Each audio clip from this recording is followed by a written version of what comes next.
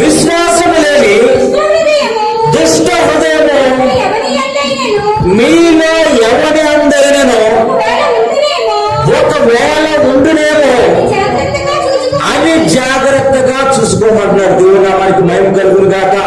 ఉంది అట్లా, నేను చూశాను అని అట్లా, నాకు కనపడుతుంది అని అట్లా.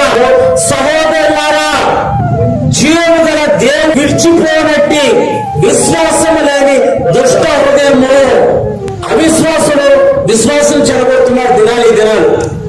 విశ్వాసంతో పరిచయం చేస్తున్న సేవకుడి మీద అపనందన వేస్తున్న దినాలు ఈ దినాలు. దేవుడి కార్యాలు లేవని వాదిస్తున్న దినాల్లో మనం ఉన్నాం. అంత్య దినాల్లో మనం ఉన్నాం. దేవుని నుంచి తొలగిపోతున్నారు. అందుకే మొదటి వారు కడపటి వారు, కడపటి వారు మొదటి వారు అవుతాని దేవుని యొక్క లేఖనంలో రాయబడి ఉంది. మనం అంత భయంకరమైన దినాల్లో మనం నివసిస్తున్నాం.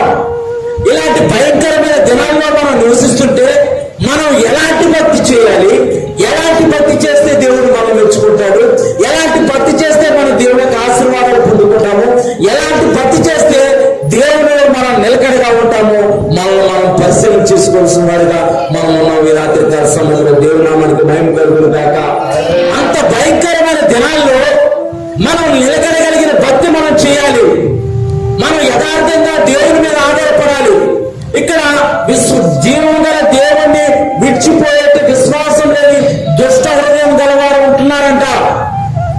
వారు ఆ విశ్వాసాన్ని కూడా చెడగొడుతున్నారు, విశ్వాసాన్ని కూడా తప్పుదో పట్టిస్తున్నారు. నిజంగా చేశాడా? నా నుంచి నువ్వు దేవుడి మందిరానికి వెళ్తున్నావమ్మా, దేవుడు నీ జీవితంలో ఏమైనా చేశాడా అని ఒక మాట అంటే, అవును కదా, నా జీవితంలో దేవుడు నిజంగా కార్యం చేశాడా? నేను ఎంతగానో ప్రార్థన చేస్తున్నాను, ఎంతగానో ప్రయాసపడుతున్నాను, దేవునికి కానుకలు ఇస్తున్నాను, దేవుని మందిరానికి వస్తున్నాను, దైవ సేవకు చెప్పినట్టు వింటున్నాను, అందరికంటే ముందుగా దేవుని మందిరానికి వస్తున్నాను. నిజమే కదా అని మనం అనాలోచితంగా ఆలోచిస్తూ ఉంటాం. అపవాదులు వచ్చి మన యొక్క భక్తి జీవితాన్ని దొంగిలించాలని వాడు చూస్తూ ఉంటారు. మనం ఎప్పుడైతే వాడు వచ్చి మన ఎదుట మాట్లాడినా సరే పోరాడతానంటే, అందుకే దేవునికి వాడుతుంది, అపవాదుని ఎదిరించుడి, అపవాదిని ఎదిరించుడి, అప్పుడు వాడు మీ వద్ద నుండి పారిపోయారు. దేవుడు నామానికి మహిమ కలుగును గాక. మనం అపవాదిని ఎదిరించే వారిగా ఉండాలి. విశ్వాసం లేని దుష్ట హృదయం గలవారు విశ్వాసులు చెడగొడుతున్నారు. విశ్వాసులు చెడగొట్టుంటే విశ్వాసులు కూడా అవును కదా అని జీవము గల దేవుణ్ణి విడిచిపోయే దినాల్లో మనం నివసిస్తున్నాం. అందుకే దేవుడు అంటున్నాడు, లోకంతో స్నేహము దేవునికి వైరమని మీరు ఎరగరా? లోకంతో స్నేహం చేసేవారిగా మనం ఉండకూడదు.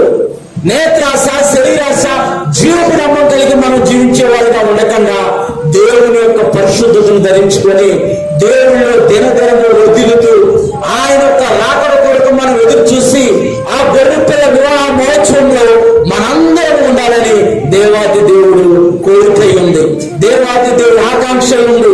ఆయన ఆకాంక్ష మనం తీర్చాలంటే ఆయన 2024 సంవత్సరాల క్రితము కన్యకైన మరీ గర్భాన్ని జన్మించి మానవుల యొక్క సర్వలోక మానవుల యొక్క పాపముల కొరకు రక్తం చిందించిన వ్యక్తి ఎవరైనా ఉన్నారనంటే ఆయనే లోక రక్షకుడైన యేసు ప్రభువు. దేవుని యొక్క పరిశుద్ధమైన నామానికి మహిమ కలుగును గాక.